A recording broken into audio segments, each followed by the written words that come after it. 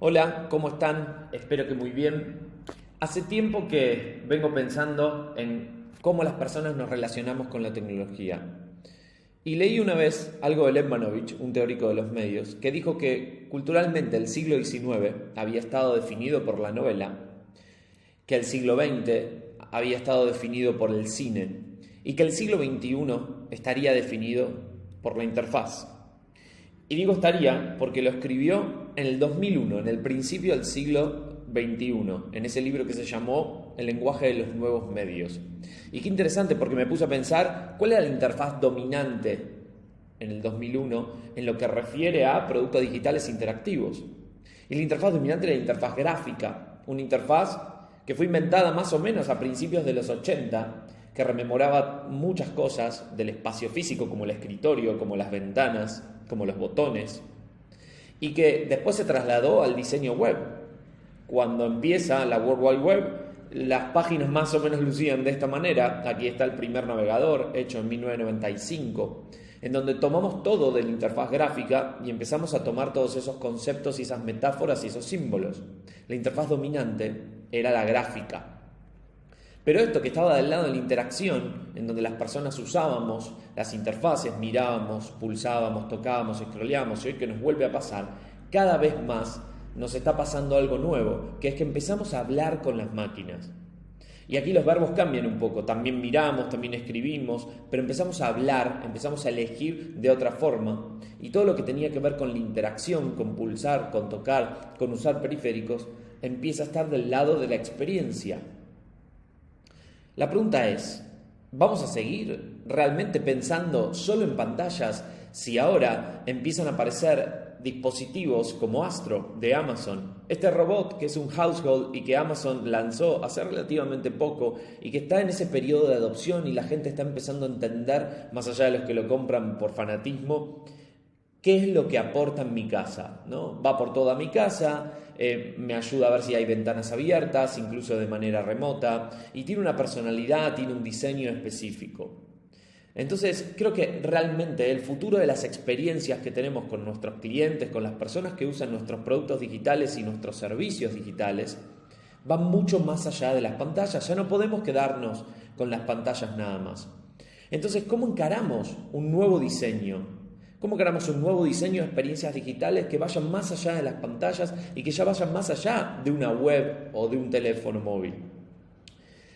Para pensarlo un poquito, me gusta hacer un recorrido histórico, muy breve, pero miren esto, en el 2000, si se acuerdan, los que son más viejitos, en el 2000 como yo, en el 2000 todo era desktop, ¿no? Era la computadora, era Windows o Mac y estábamos todos sentados en una computadora usando desktop.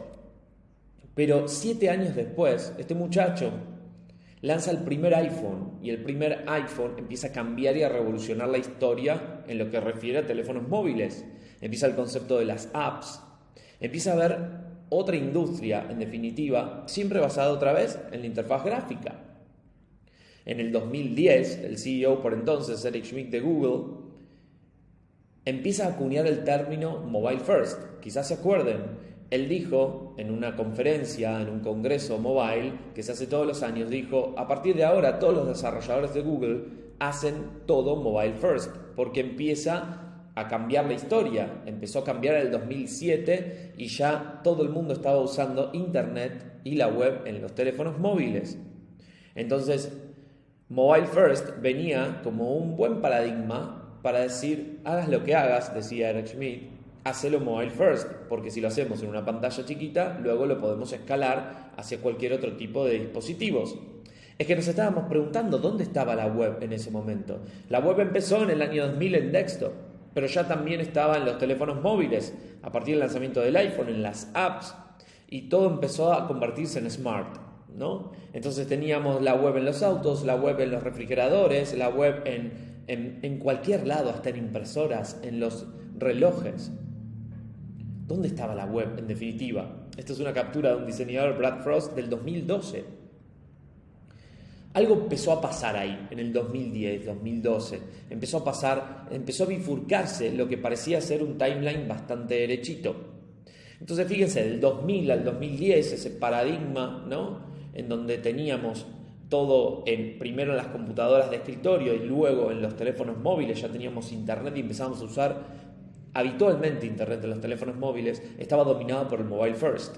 Pero empezaba una nueva era en donde las interfaces iban a cambiar, una nueva era que empieza a requerir un nuevo paradigma, una nueva era en donde las experiencias de nuestros productos, en donde las personas que usan nuestros productos, nuestros servicios, ya no están solo en una computadora de escritorio o en un teléfono móvil, sino que también empiezan a hablar con las máquinas.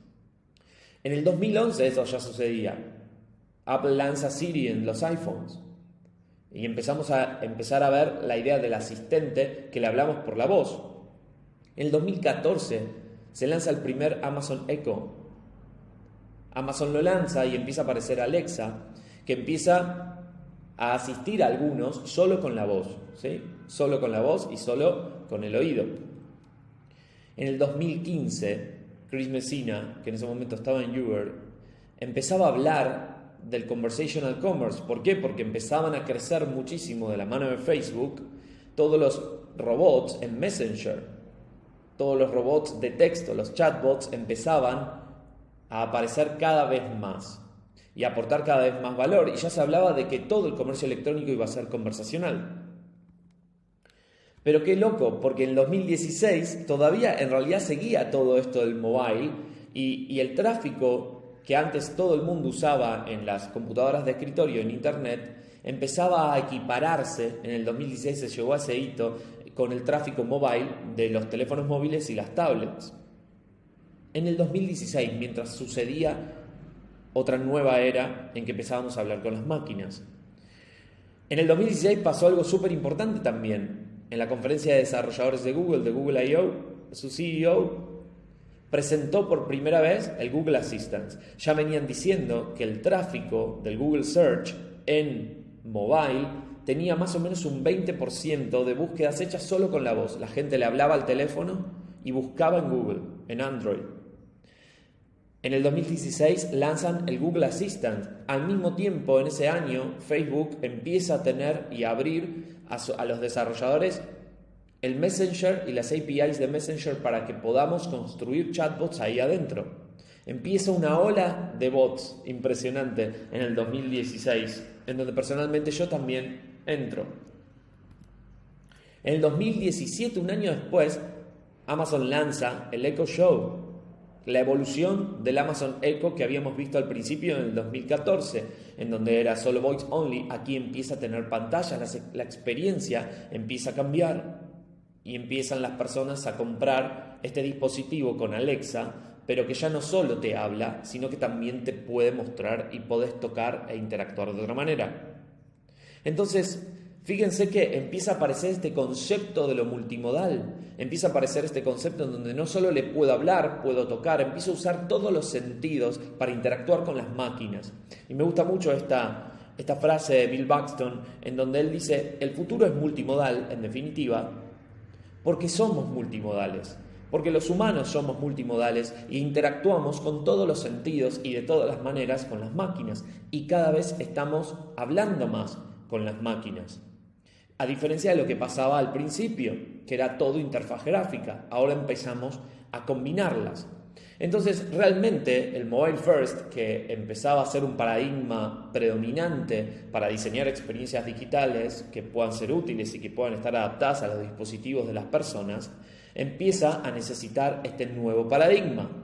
Ya basta del mobile first, estamos en otro nuevo paradigma porque ya es una realidad.